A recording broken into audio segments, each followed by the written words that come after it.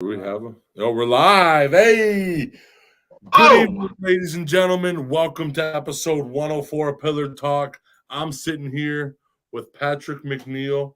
What's up, brother? Thank you for coming on. what's going on, man? Tell us a little bit about yourself. First off, thank you for having me on here. It's an honor. My name is Patrick McNeil. Was born in North Bay. I don't like lemons. You don't like lemons? Well, actually, they're all right. I like to put them in my water sometimes. But I don't know. What do you want to know about? Shit, like what do you do? What I do, I get up every day. I do mental health. I work in the film industry. I'm a cannabis activist. I'm an actor as well. My biggest role is Connor on Letterkenny, as you can probably see here. Yeah. But yeah, We can see from your face. from my face, yeah, exactly. I forgot, yeah, my face is in there too. What got you into the film industry whatsoever? So I started out filming like little skate videos and like stunt videos, like stupid shit, like lighting ourselves on fire and backyard wrestling, stuff like that. What'd you say? Like a jackass type thing? Yeah, like jackass stuff. Yeah. And then we added a lot of more skateboarding because I was actually like half decent at it. I was like flying down 9, 10 stairs, trying to do handrails and stuff like that. And I went on with that. We made a little video called Dirt Squad when I was around 18, 19 years old. And then I kind of got like a really like invigorating feeling over it. You know what I mean? And my buddy Peter, who was actually hanging out with today because he does stuff with me on Plywood Mind, named Peter Klein, he got into TV school. And then he was telling me like, yo, man, we get thousands of dollars worth of equipment here and we can just make our own shorts. I'm like, fuck, count me in. So then I just started doing that. I got into cinematography. I got a diploma in TV and cinema. Yeah, after that. And then auditions for Letterkenny came out. And I pretty much auditioned for Roald, Stewart, and Devin at the time. And then they cast us as Connor and Darian instead. Or I was cast as Connor, and then the rest is history. I also do crew work too. How? And you started acting in 2015, eh? Yeah, like professionally, yes. I've always been performing since I was like a kid. We always do like little stupid sketches and stuff, like how to break into a I've house. seen your sketches. Your YouTube's full of them. Yeah, like that. That's the stuff I would do when I was younger, but it would be like it'd be like way on different cameras. Like these are all new characters that I made up like since 2015. I had a little sketch show I called DSBT TV. Still on YouTube. I'm gonna leave it on there for free. You can go watch it if you want. It's like 15 minutes of just sketches and stunts and skateboarding and stupid shit like that. Oh yeah, dude. And then that's how. And then just making them shorts is that what like you put in your portfolio to show them that you're actually. Yeah, well, I got like characters, right? Like I got Albert Flynn. He's really drunk and he's kind of a knockoff of G.G. Allen. I don't know if you've ever heard of him before. He's like an extreme, like old punk rocker. He died of a heroin overdose, obviously, probably. Anyway, so he's kind of a knockoff of him. Then I got another character named Ben Smithers. He's nothing like me, and he kind of just like he wears like really hiked up shorts and he like collects copper in the field and he tries to be an actor. That's the only thing he has in common with like myself. And he just really sucks at acting because he can never change his voice, which is like this all the time. Okay. Then I got Craig Henning, who's a local drug dealer. He's always wearing like a paper bag over his head or one pillow, a pillowcase with his eye hole open, and he just deals heroin and drugs to people of the local town he lives in. Like I just make up all this stuff and kind of make stories for it so I can show my like range pretty much. Kind of show like I can write, I can direct, I can produce. This is how I've done it. I've been doing it for this long, etc. You know what I mean? And then it tells me that you are best known for Letterkenny, What Would Sal Do, in St. Nickel, but you're known for what? Northern Gold, An Audience of Chairs, A Veterans Christmas, For Love and Honor, Flower Shop Mysteries, and Oh Getch Talk, The Lost Warriors. The reason why I'm known for those ones is because I work in grip and electric department. So I did work on those ones that were listed there.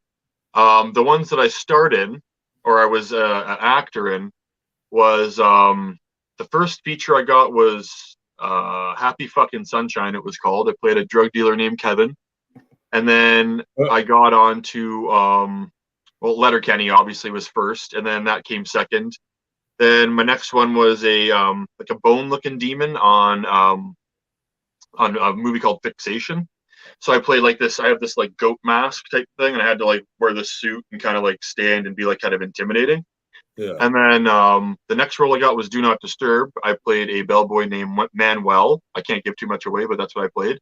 And then my most recent role I just filmed this past weekend. It was named Tomas. I play a Polish gangster in a developing series called Little Altar Boy. No shit. Yeah. Is it gonna be good? I hope so. We'll see. Like, It's a gamble. It's all we can find a home for it and then go from there. You know what I mean? and where are you from? Where'd you say you were born? North Bay, Ontario. North Bay, Ontario. Oh yeah, buddy. Small town. Real boring. That's how I got up into the stupid shit I got up to, like lighting fireworks off in school and peeing in lockers and just being a menace type thing. Yeah. Did your jackass teachers CKY shit. did your teachers always say you're never gonna go nowhere because you're doing all this Yeah, menace some of shit? them.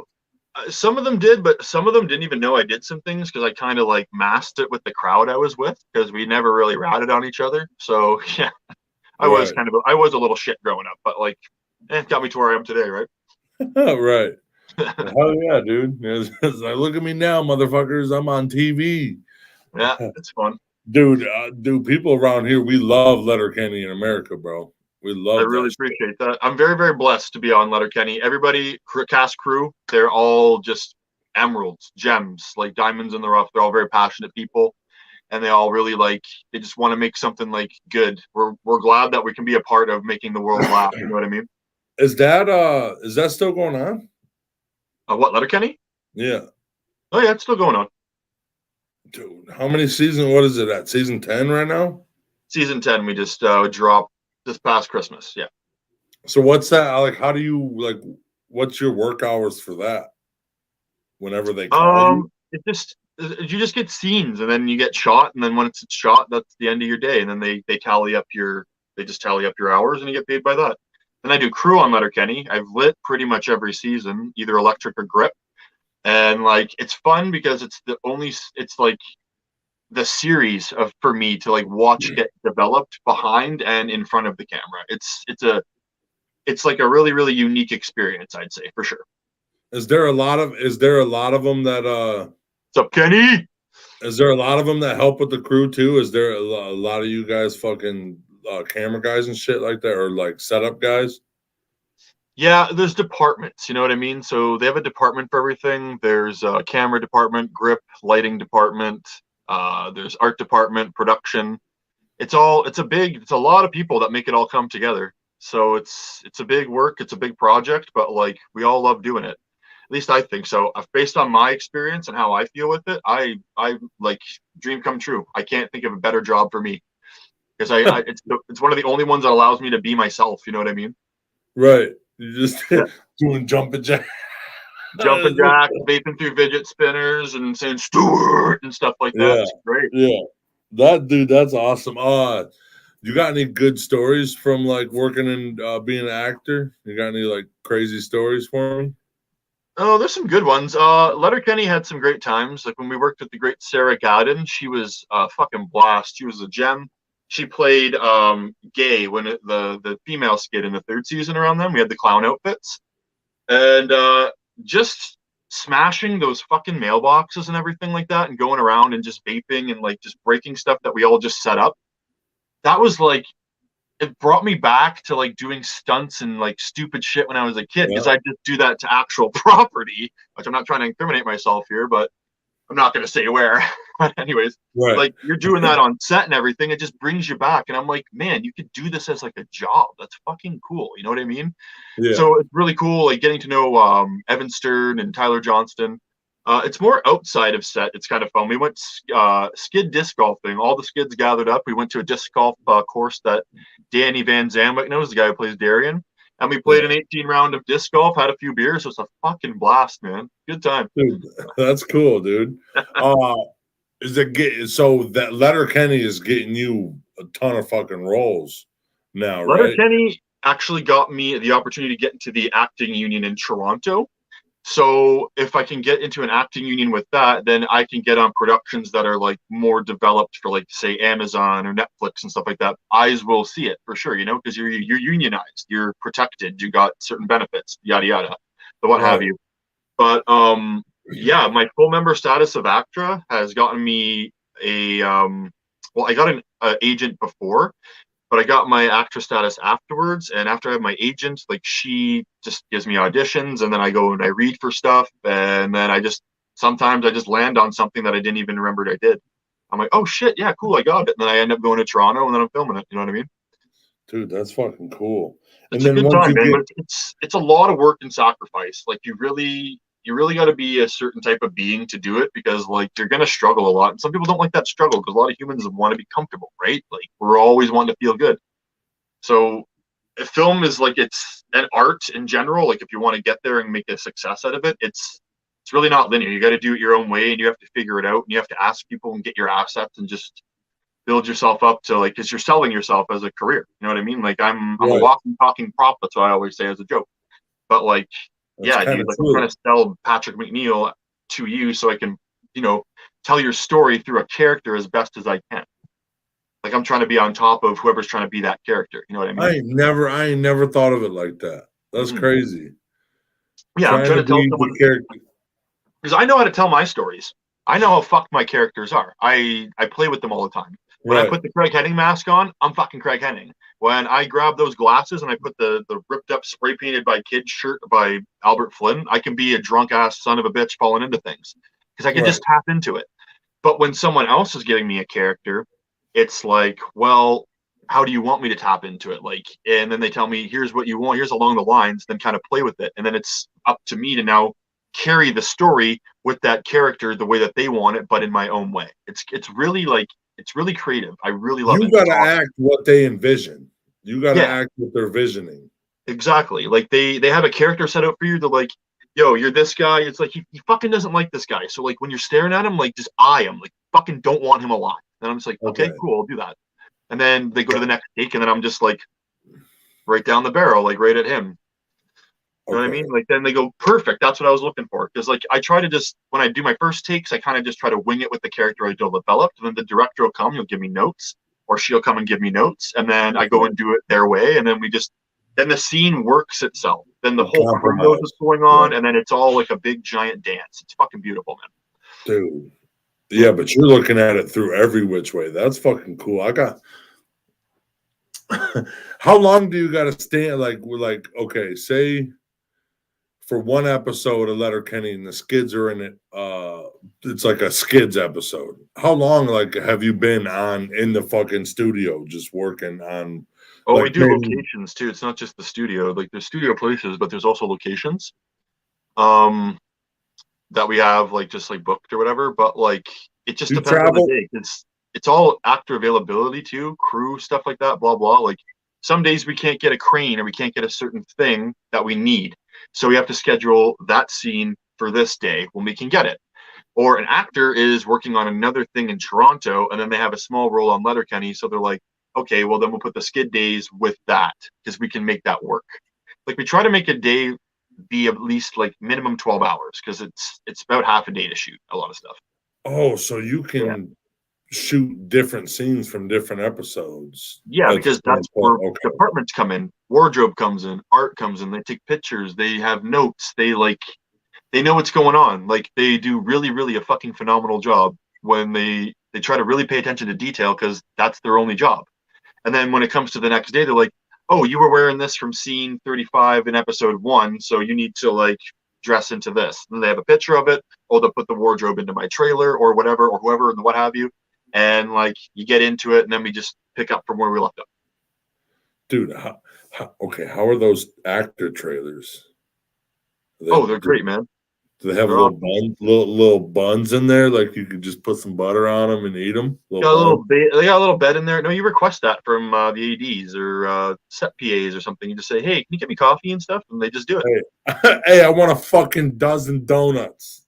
You can be like that, and you can be like, "Yeah, give me my fucking shit." But like, nah, Yeah, they're working hard too. I know that they're trying yeah, their shit, so it's like that's you never get fucking off them. You know cool. what I mean? It's Do you hard. Being crew's hard. It's a lot of hours sometimes.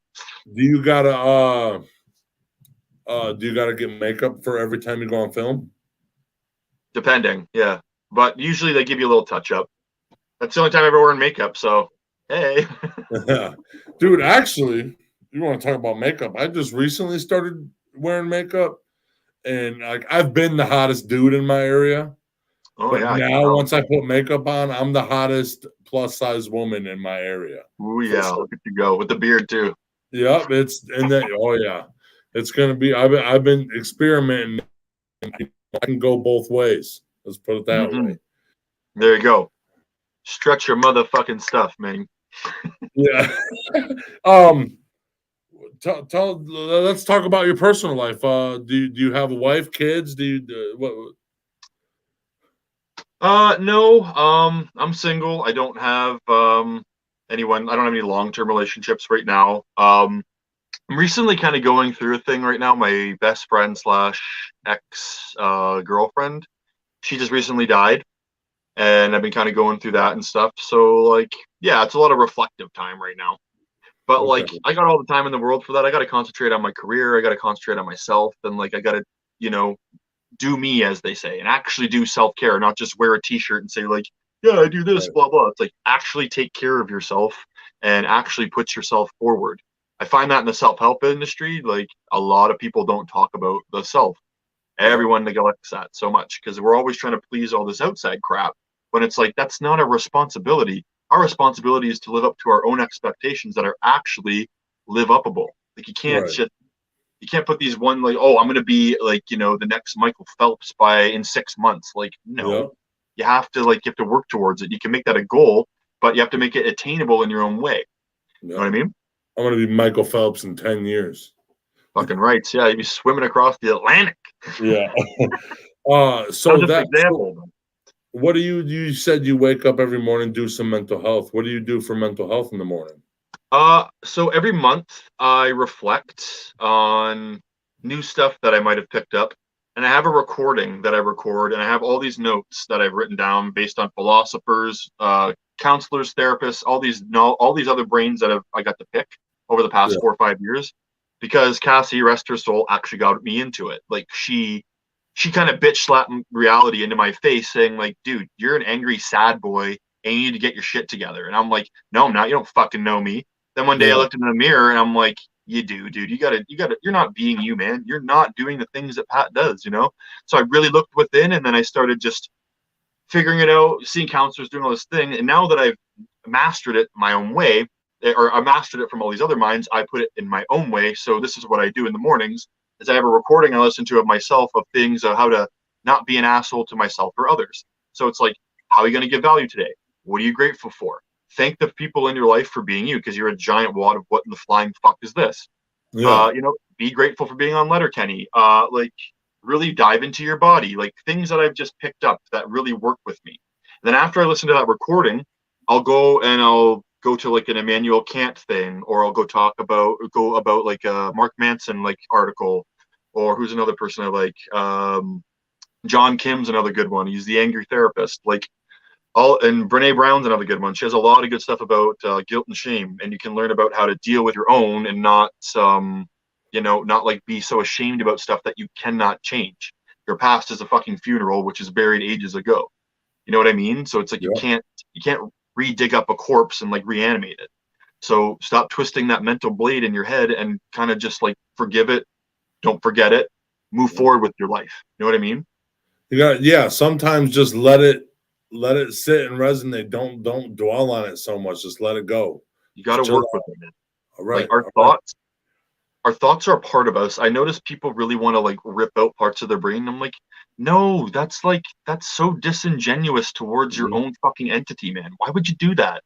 Like that part of you got you to here, man. Like you're just concentrating on it right Yeah, now.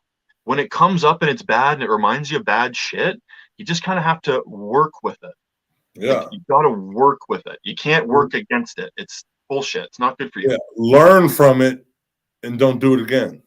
That's And all you got then to do. then Pay just be like attention. try to part ways with it and just accept that it happened, accept you did things, and then move forward in the most positive, like healthy manner that you can. Don't go hitting the bottle. You don't know you don't have to have like a big pack of cigarettes or do whatever. Like I'm guilty of this because I'm a human as well. This is what I try to practice as best as I can. But when I don't practice it, I don't give myself so much shit like a lot of people do. Like, oh, you fucking went against it. You're never going to do this. And they just beat the living fuck out of themselves. Like inside their heads, it's like, why would you do that? You just had a slip up. Like you're working on this. You're trying. Try. That's all you can do is try your best.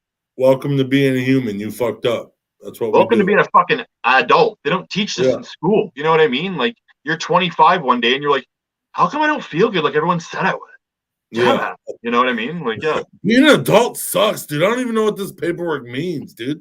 I don't even want to get off the computer now. Yeah, you're just dude, that's hard, man. I'm going through, I do some mental health stuff too, and it just, what I do is I'm open. I let it, if anybody asks or something, I'll tell you the 100% truth. I don't really like hide back from it. Like, shit, dude, I cried the other day, you know, like what, you know, and you know, this is what I response from me, right? Like, yeah, man, that's all it is. I'm not trying to be anybody else. Like my younger years, I was trying to be somebody else that was cool and yeah, you know, I just recently hit a fucking van with a motorcycle and my life changed. I woke up from a coma and all of a sudden I was like, I'm this crippled guy. I'm this crippled guy now. I'm like, why don't I just be myself so I don't gotta lie to everybody, dude? Like I'm tired of lying to everybody. Like I'm me and I'm actually cool as fuck and I'm interesting. The more me I am, the more people like me. It's a crazy. That's what it is, man. It's like it's more effort to try and be something else than just to be you. Like I try to tell that to everyone too. It's like I'm me, take it or leave it. Like I went through a lot of fucking bullshit to get here. I've seen a lot of shit. I've actually like attempted suicide a few times in my life, but I rejected it and didn't do it. Yeah. And I'm opening that up and making a fucking real topic because like we got to talk about this shit sometimes. You know what I mean? And I lost my friends to it. You sometimes it's you can be your biggest enemy, but you also got to be the guy that's like, listen, you're fucking up, bro. It's time to start fucking. It's time to fucking start putting the shit to the grindstone, bro. Called your wise advocate, sir. It's your thinking brain.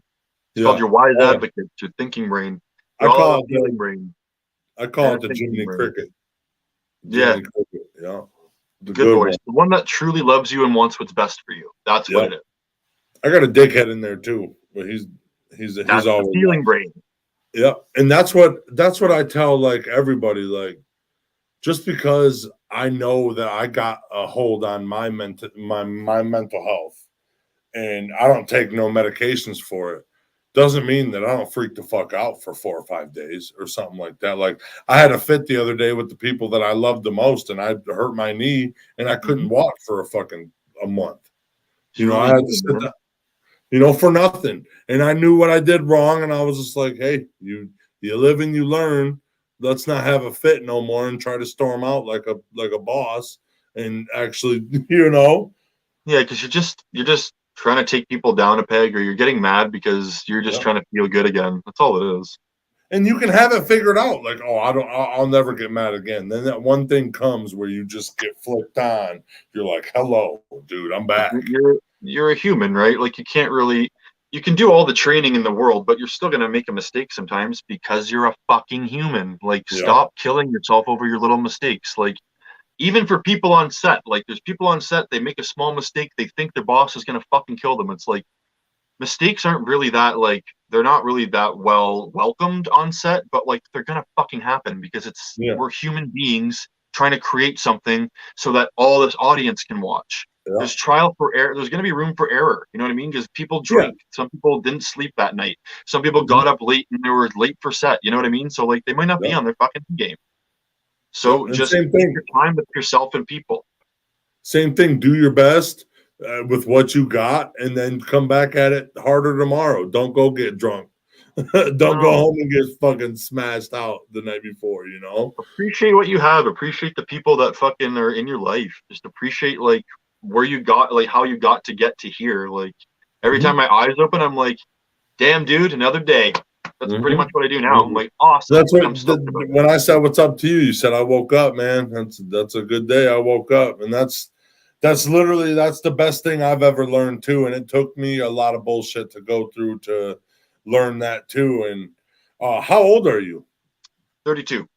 32. So what age did you learn this?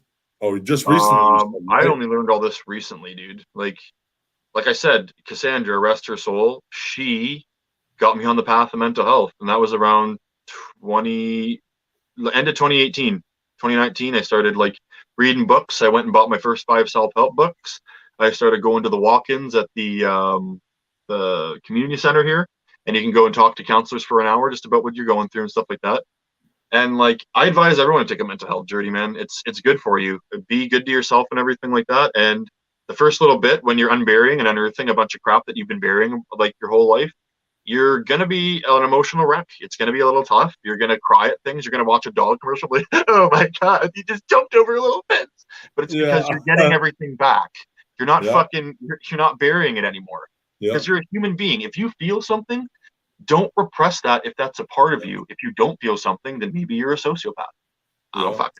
Yeah. Don't try to, you don't got to fix everything because not everything's going to be great. The best thing I heard was feel it till you heal it. And I always say, feel it till you heal it, motherfucking forever, man. Because like, say I'm thinking about Cassandra just out of nowhere, and I get sad because it's not in a joyous moment, it's in a sad moment. I have a moment of weakness. I shed a few tears, and I shed the tears until my body feels like I don't need to anymore. Then I take a breath and I go about my day. That's how I call feeling it till you heal it. Yeah. Oh yeah. That's what, and a lot of people, it's hard for them to commit to talking to a counselor or something like that. But like the one cool thing about it is I've done it a lot. I've talked to a few therapists, and the cool thing about it is I'm basically, this person is a brick wall that talks back. They don't know me from Joe. They don't know me from nobody. Ask all the questions, man.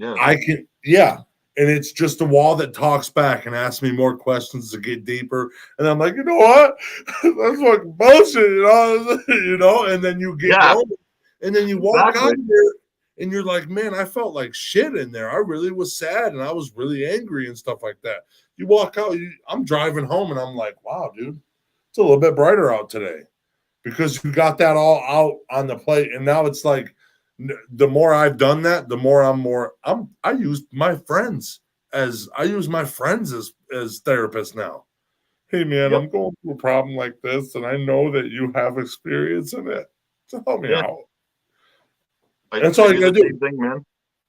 I just I always go, if you need help, anybody, I feel like I'm on top of my mental game enough that I can try to give you a seed to plant or for your garden of growth type thing, you know? Because like, and then you got to tell them. Then you got to tell them I'm still planting my garden. I'm still watering my own garden. So don't piss on my lawn. Yeah. I'm still grinding this too every day because every day there's something you can react in any way that you want to for everything. Yeah, you're like, what I see it as like your problems are the trees you're planting, right? Yep. So you have to keep them all pruned, and you have to kind of like, you have to make them look better and or require them to be a better problem later on, which is just going to be like a more flourishing plant. It's going to require more attention to it, or maybe less attention to it, depending on what it is. That's the garden of growth per se. I have a lot of different like analogies and metaphors for this whole mental thing, but that's one of my greatest ones. And it's like, I don't think I'm pruning my fucking anger fucking tree enough because I'm getting all pissed off at small things now. So what's going on? I got to check in with myself. And like, if you can become more self-aware with how you feel about things like that, that becomes easier. That it all sounds like a bunch of mumbo fucking jumbo right now and all hard, but like, you got to find your own regime and your own like method of it, because it's not for everybody. It's not a one size fits all thing. Yeah, the mind is a different thing to work with. Period. They still don't even know what they're doing. They don't even know the concept of sleep, right? Like they're still researching that.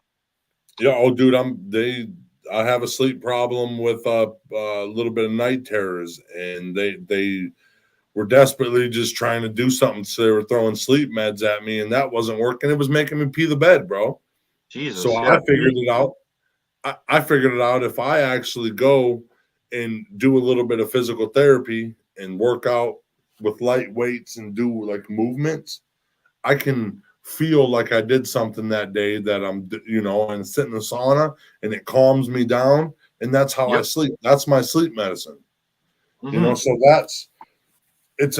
you can supplement all these mental health drugs with things that you're doing. Like, I'm pretty sure when you're going on the set of Letterkenny, you're focused on what you're doing with your character and everything like that. You ain't worried about everything else. Yeah, or I'm focused on the power depending on the day because I'm doing electric work too. But like, I'm not thinking about my house. I'm not thinking about like where I'm doing whatever. Cheers, you jerk off. Yeah. But like, there's no thinking about what I have behind me. Like, that's for later. I'm trying to concentrate on set or the character I'm playing, or I'm doing my job. Like, because it's not my set, it's someone else's. So I try to be respectful as possible with it and try to do the according things. So I got a question, because Letterkenny, did you start working with Letterkenny in 2016 when they started? 15. First 15? Season was 15, yeah. Okay, 15. 16, I think it dropped. And then you said what? 18 is when you started working with mental health? End of 2018, yeah, and that's when I got my ACTRA status around that time too. Okay, so can you explain to me like how you were as a actor, like how it helped you with Letterkenny, just knowing your like mental health state and like getting more control of it? So with my career, I'm not just gonna say Letterkenny, I'll say my whole career. I find I have a lot more doing this mental thing and just kind of knowing me and stuff like that. I can kind of figure out where, like, not where I belong, but like I can make myself feel like I belong because I do it to me. I self-validate myself. I don't go requiring self-validation through anything else, like sources like, hey, I'm going to go and impress the director and do this, or I'm going to impress the key grip by, fixing that black wrap. And then they, good job, Patrick. Like, I need that to feel good. Like, I eliminated that from my brain. I don't need that to feel good. Like, if I feel good about the take, I feel good about the work that I did or the hustle I did for the electric day, I'm cool with that. I don't care what anyone thinks. If someone else has something to say to me, they have to tell me. If they don't tell me, then I don't know. You know what I mean? Like, you can't like just think what people are thinking of you. Like, if I was always at my gaffer and looking at him like, oh, he's gonna fire me, or oh God, you know what I mean? Like, that's not an attitude. That would step into your work. Yep. And that's what happens. When you become the enemy of yourself and you let your feeling brain think too much for you, or your paranoia brain think too much for you, or whatever, it's just going to spill into anything else. Like, I just watched the Third Rock from the Sun episode earlier today, and Dick Solomon he's an alien. They're aliens, right? These guys, and they're trying to be human. So they're trying to learn how to be humans. Like, that's the premise of the story. So in this episode, he has superstitions, and he keeps on fucking like going so far deep into them that like they start taking over his life. He didn't have superstitions in the start of the episode, but then he started developing all these ones because all these humans are telling him that they have them. And like the moral of the story was, the more you concentrate on something that you think is negative or is going to destroy you or fuck around with you, like your anger or your sadness, and you concentrate on getting rid of that, or like, I have to like stop that, the more it's going to fuck you. You have to go with your Tao, the flow. You have to flow with it. Like, work with your sadness. If you can't do it today, then like you have to have a feelings day, and then tomorrow try and get back on the horse and do it. Like, or you can't force it. Sometimes just focus on your breathing for a second and just break your mind for just a simple, and just take it in, and then you can figure it out. Calmer mind will calm down everything, because once you're in your head with that anxiety and you're like, oh my God, I didn't do good, then you're not going to do good the next 14 times you try it. Yeah, because you're doubting yourself. Take a break. That's what happened to me when I threw a fit. I was getting flustered and I fucking wanted to get the fuck out of the room, but instead of just walking out of the room and taking a breath, I stormed out of the room and told them, fuck you guys, I'm going home. And then I tripped over some chairs and fucked my knee up. I was down for a couple weeks. Exactly. Because you And gave in. All I had to do was blame myself. The whole time I was like, dude, you just let that do. That's crazy. Yeah, it's just your brain fighting to get comfortable again. Like, I'm comfortable right now, but say like a gator just came in my room right away. You know what I mean? Then I'm like the chemical equation in my brain switching now. That's pretty much your emotions. Like, here's what I try to tell people too is like, I found out that emotions are like, they're kind of like just side effects to what we do and how we're doing. So it's like, I'm walking into a bar, everything's fine, blah, blah. Then I see a guy trying to like diddle a girl or something like that. Now the chemical equation in my brain is just like, I'm feeling angry towards that. But like, are you going to act upon it? Are you going to do this? Like, blah, blah, blah. But like, it's just, that's all it is. That emotion's not forever. You're feeling this right now because of the content you see.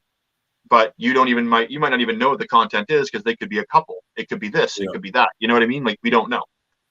So Brother it's like and sister arguing.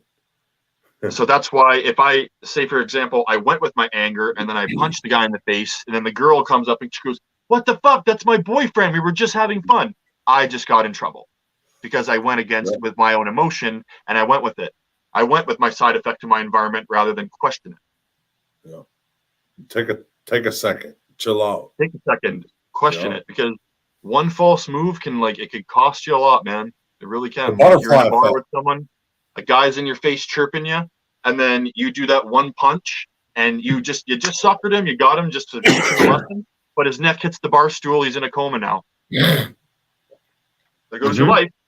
So you gotta fucking for a second. Just we're all human. We all feel stuff. Side effects to your environment. You can't let it turn you that quick. You can't let it get. You gotta whoa, wait. Okay, that's let reacting, me take this not one. responding. So I'm scratching my neck. Yeah. What's the future of Patrick? Future of me is going with my motherfucking Dow, dude. I'm just going with my flow, seeing where my career takes me, but I'm actively trying to push it forward in my own way. I'm just gonna see where it goes. I'm gonna get back into stand-up since like Slow Vid 23 is done and everyone's going back out again. I'm probably gonna go and do my stand-up again, do some open mics in North Bay or maybe Sudbury. That's my plans right now. I'm re-sprucing up some of my material right now, actually. I was doing that actually before the show, like an hour before. So you were stand-up comedian before you even started? No, I did it during Letterkenny in my career. Okay. I just tried it one night and apparently I didn't do too bad. I had a few bits that had people in stitches. I saw people like, I can't really see people because I don't really look that way. I kind of just make it look like it's an empty room, but I can hear everything because I'm trying to perform. But I seen a guy with his beer and he's like smashing it and it's spilling all over the ground. So I'm just like, I guess I'm doing well. That's all my brain said. So I'm like, keep going with your jokes then, dude. You're killing them. You're doing so really like good. I think my style of comedy that I found, my absurdity, my this, my that, it's like I think I should definitely put that into my stand-up because it works. It works for me. My physicality, it works for me. My eccentricism, it works for me. Like stuff like that. If that is even a real word. Right. Yeah, I think it is. I mean, if not, you made it, dude. Let's put it in the dictionary. Yeah. Made up the word. So you said you have an agent. Pitter-patter. So what? I said pitter patter. So I was talking to the guy. Pitter patter. Let's get at her. What did you said you had an agent? So how often do you go audition? Whenever she can find like a character that I would suit or a niche character because of how I look. And then she'll send me the audition. I do a self-tape and then I send it to her and she sends it off to the casting directors. And then they tell you if they want you to come audition in person or not. Yeah, so you get a first call back, then you get a second call back, and if you beat the second call back, it's like the final boss, then you win the game and you get the role. Yeah. Okay. And then how far from you is like where you guys film Letterkenny? In North Bay, it's like an hour and 15 away. Sudbury, they film it all in the surrounding areas like Hanmer and where else is there? Copper Cliff, stuff like that. Copper Cliff area in Sudbury. So it's not Letterkenny. Yeah, it's Sudderkenny. But like Yeah. it still is Letterkenny. We just still you had to just make up your own place, and like they just really like Sudbury. It's a beautiful place. I don't know. I used to live there for a bit. Wasn't too bad. I was a part of the metal community and stuff like that. So yeah, man, wasn't that bad. Well, you still are in Letterkenny. Yeah, like we like all rave music and meth and stuff, but like I don't know about metal too much. I don't really hear too much metal. I was listening to it. Do you got any super fans? Not super fans, but I have people who really support my work. I got patrons. There's Keith and Heather Mackey. Who else is there? Mike Rideout. I might not be able to name them all. There's Cupcake McGee. These are all just people who like pay for my Patreon. Even Tyler Johnston does. Stuart. He likes my Patreon stuff, I guess. So, Yeah. who else is there? There's Dean, who does the Produce Stand podcast on Twitter. They do a lot of Letterkenny stuff. Or no, he does. How Are You Now? Sorry, Produce Stand is different people. That's like Mike and all them. They're all like fans of my stuff too because they really like Letterkenny, and that's what I'm guessing, anyways. Or they just enjoy it for what it is. I don't know. I never really asked them, but I really appreciate the support. I appreciate getting messages from all over the world and people saying like, "Hey, love you in Letterkenny," or "Hey, just saw your new sketch," and I was not expecting it, but it was a nice comment about it, and I'm like, "Awesome, cool! I made someone laugh today." You know what I mean? That's all it's all about. Did you you got a award-winning? I got this wrote down. Award-winning sketch, The Lawn Brothers. Yeah. So so in 2020 we shot that in July. Me, my friend Justin Tonight, we call him Tanak, or Jay Friggs, that's another one. And there's yeah, and like Kenny's saying, he's a fan since day one. I used to do stunts with that guy holding the fish. Yeah, used to launch him out of shopping carts and slap him out of nowhere and stuff. But yeah, what was I going back on there again? Sorry, I went on a different tangent. We're live. Oh, Lawn Brothers. Yeah, Lawn Brothers. Sorry.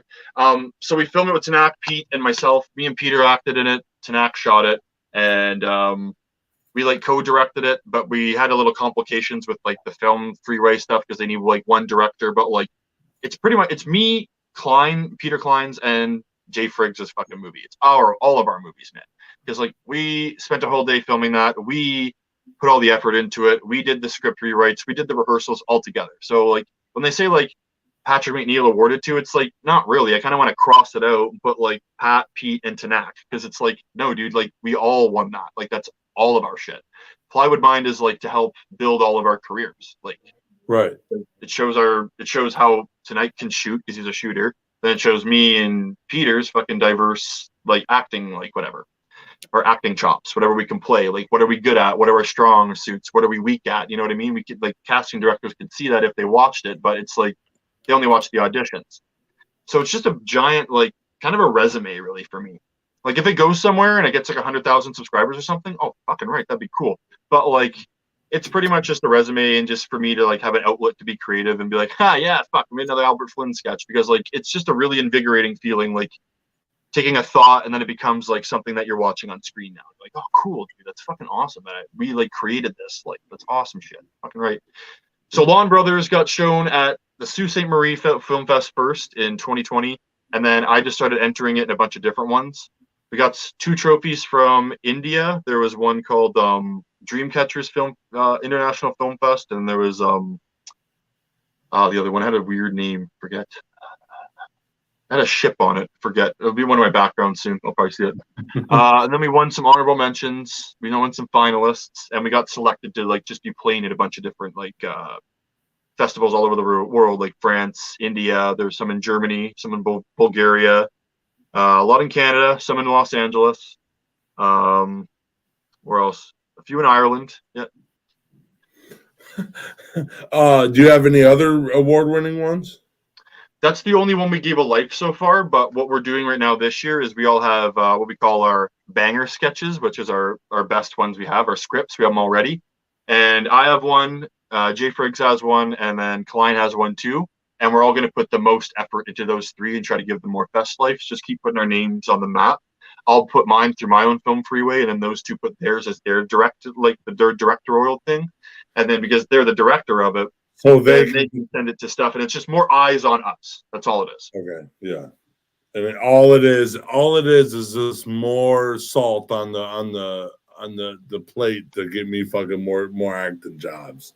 Exactly. Oh That's yeah. all it is. Because I really love performing, and I don't find any other better feeling on earth than performing. It's really fun. I like to make people laugh. I like to make people just like feel something based on my storytelling through a character. I don't know. I think it's a really invigorating feeling, and I feel like I can actually like do it. Obviously, I can because I've been in a few movies. So like, yeah, I want to go forward with it a lot. Um, who is your inspiration for acting or getting into film? Oh man, mostly comedians. Like John Doerr is one of them. Mark Forward, who I work with on Letterkenny, so honored. I got to work with John Doerr on a production this past summer too. Super honored. Like, and then of course the Trailer Park Boys. I really liked them a lot growing up, and then I work with Jonathan Torrens now on Letterkenny. He plays Noah Dick. Have a scene with him, so it's just like it's cool seeing it's full circle kind of almost. But like some people that I looked up to, I now have worked with. It's pretty cool. Right, that is kind of But I cool. like John Lithgow for other actors who are like American ones. John Lithgow, Seth Rogen, Paul Rudd's great, Anthony Hopkins. Like, Okay. I'm just fans of like the really old school, like well Harrison Ford too, because just Yeah. he was a carpenter on set before, and then he got Han Soloed. I'm pretty sure that's his story. I could be wrong, but then like it's just like, dude, that's fucking awesome. You know, you're just working on set, then you get to be in Star Wars, and then your career starts. Like that's fucking so cool. That's kind of like what you were doing. I was Yeah, on like I was electronics, just and then I just auditioned for Letterkenny. I did Letterkenny first, as it was just, but we were just background then. Now we're like, you know, we're a little bit more forward. We're more in the story. We were not. I don't think we were meant, like in my opinion. Maybe I could be wrong about this too.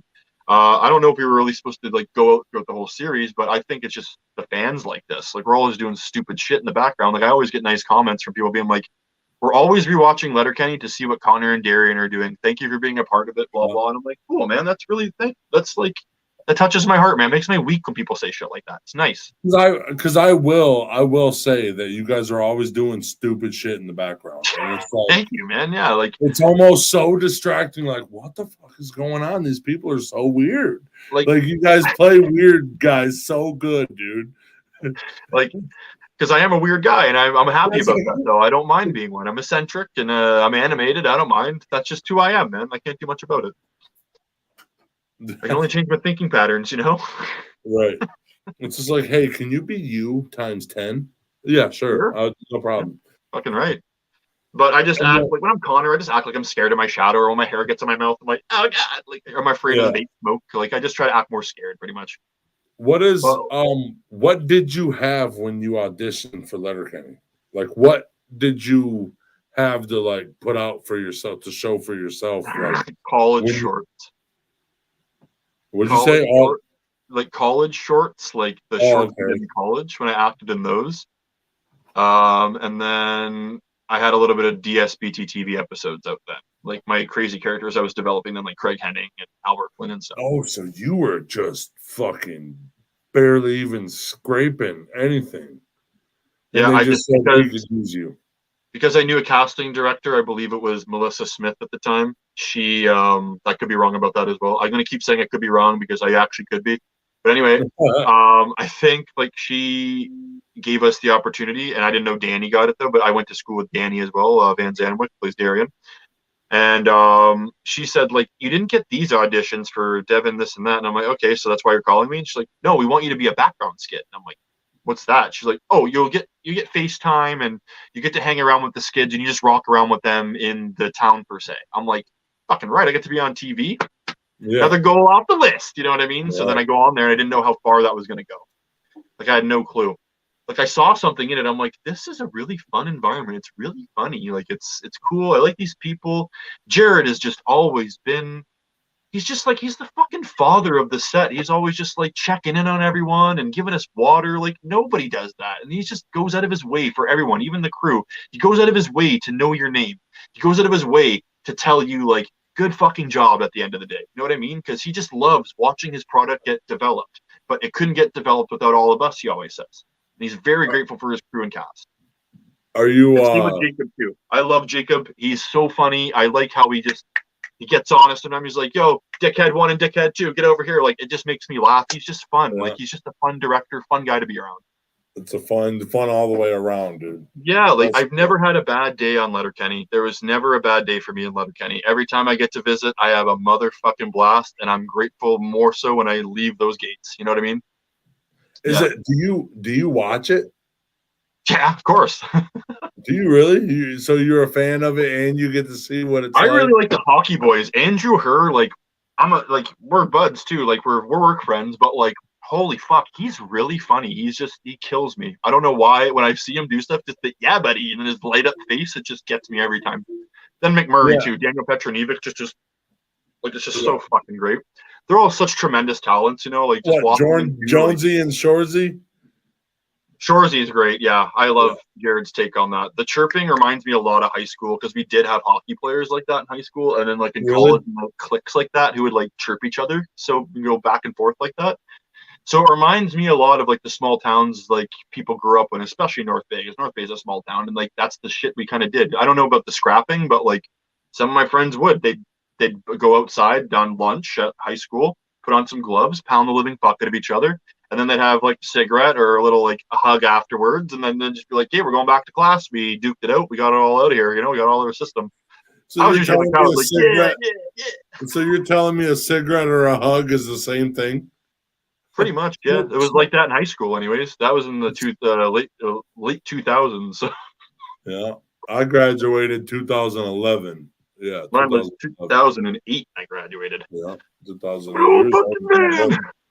Yeah, you're as old as my brother. Oh yeah, dude. And then, how long did you have to go to school to get your degree in film? I loved all the teachers and I loved all the experiences I got there and blah blah. But like, it got me to where I was. But like, I could have probably learned a lot of the stuff online or whatever. But like, I am grateful that I went to school, but it took me 4 years to get both. I got 2 years for TV, 2 years for cinema, because I did a digital cinematography bridge at Canadore College in North Bay, and which means you get the first year knocked off if you just do a month of cinematography, like because you already did the TV program. They just have to give you a breakdown of how cinema works, and then you kind of do the little programs. You have to make a 2-minute short for the end of it. I made one called Sardines in My Hand about a hobo named Horatio. He used to own a knife company, and then he became a hobo who drinks and eats sardines on the street. And he smells like shit. Yeah. Oh my gosh! And I put an old man mask on him and stuff, and I was like trying to run after him, like I had a broken hip and shit. And yeah, it's great. Because he stuffed sardines in my face, and it was really gross. I did the method thing where like he just did it. It was my buddy Joe, who lives like a few blocks away. So are you just focusing for your own short films? Are you guys just focusing on them 3 this year? No, we do things in between when we have the means or we have like the timing or the locations. Then we do our banger sketches. Okay, so you just have banger sketches in a notebook somewhere, and you're just like, now's the time. This one's going to be good because we think it's going to be good because we looked at it, and then I was like, when I read these sketches, like I don't write all of them all the time. I write a lot of them for Plywood Mind, but these new ones that are going to be coming out, like the one that Peter wrote, it's fucking hilarious. It's real legendary. And then the stuff that Tonight always comes out, like I'm a massive fan of like Jay Fricks. He's really fucking funny. Like if anyone ever gets to know him or gets to talk to him, they're gonna have a laugh. He's like a great absurdist. But like anything he usually throws at me, I always laugh. Like yeah. So he's got something on the horizon, and then I got something on the horizon too that I'm directing. So we're all gonna direct something each, and then kind of like just. And then, like, since, like, me and Pete are doing actor stuff, we got to, like, you know, we have to watch certain things. But, like, I produce everything. So, like, we're allowed to do this. I'm pretty sure anyways. I could be wrong about that as well with actors watching. But I got to do something for my creative outlook, guys. Like, that's how it goes, you know.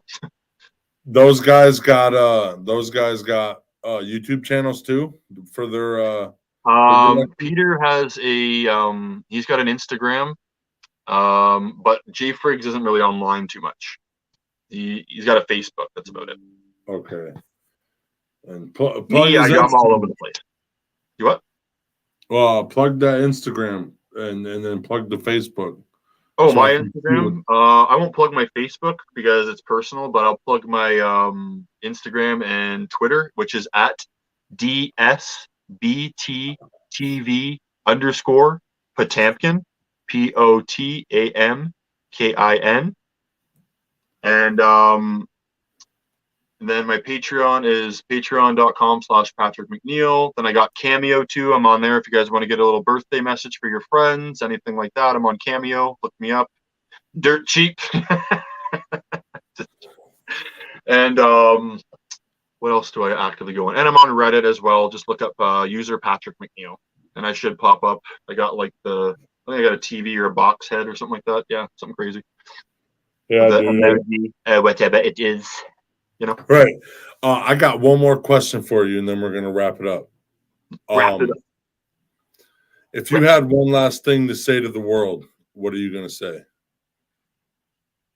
One last thing to say to the world. Jesus. Well, don't be a piece of shit to yourself, and don't be a piece of shit to others. And that's actually Probably. that's actually something that resonated with me when you said that. Because there's a guy on here watching, his name's Ricky. And I was Yeah. playing the game the other day and streaming it, and I was calling myself just like running myself down.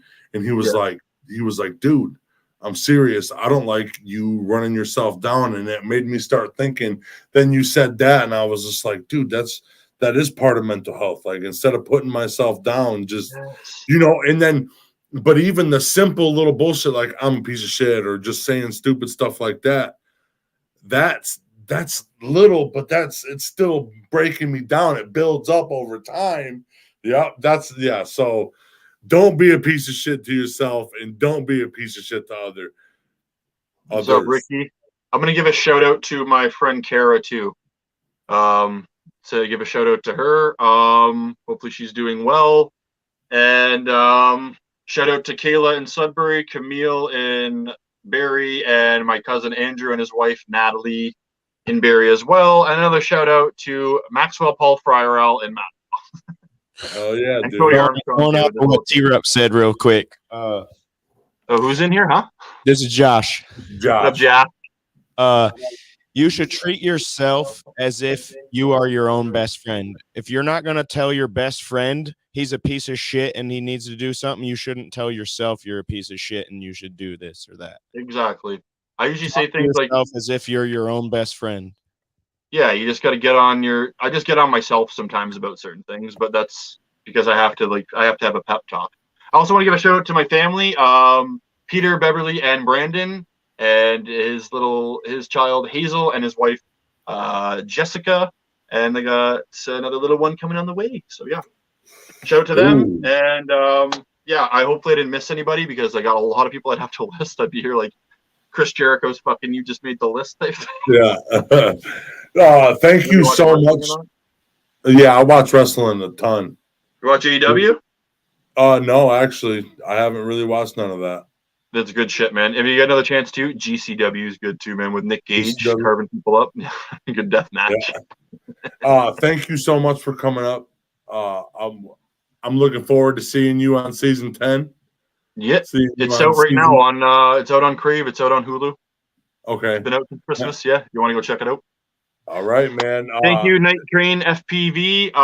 Thank you for having me on the show. It's an honor to talk to you. It was a great time, man. And shout out to Josh as well. Thanks for reaching out to me and getting me on the show. And it was great talking to you, T, man. Good shit. Yeah, thanks, bro. For real. Thanks for the mental health talk, dude. I loved it. It was a good show, man. Thank you. Have a good day and good luck in the future. You want to pick my brain again, man? Let me know. Oh, dude, no problem. I'll be back. I'm ready. Have a good night. Get some supper. All right. Yeah. Oh, yeah.